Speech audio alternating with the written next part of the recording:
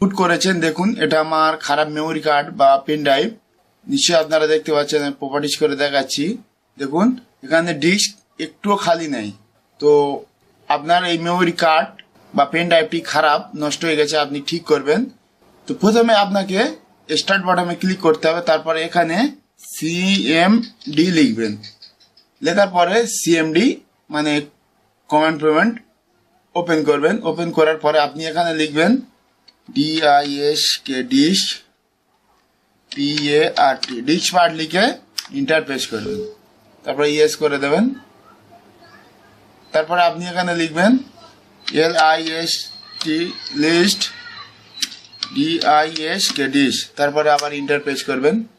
এখানে লক্ষ্য রাখবেন আপনার কোনটা হার্ড ডিস্ক এবং আপনার খারাপ মেমোরি কার্ড বা পেন ড্রাইভ কোনটা, আপনি এখানে সঠিকভাবে নির্ণয় করবেন। আপনি যদি সঠিকভাবে নির্ণয় না করতে পারেন তাহলে হয়তো আপনি ভুল করে আপনার কম্পিউটারে হার্ড ডিস্ক কিংবা অন্য ইনপুট ড্রাইভ বা ডিস্ক ডিলিট করে দেবেন।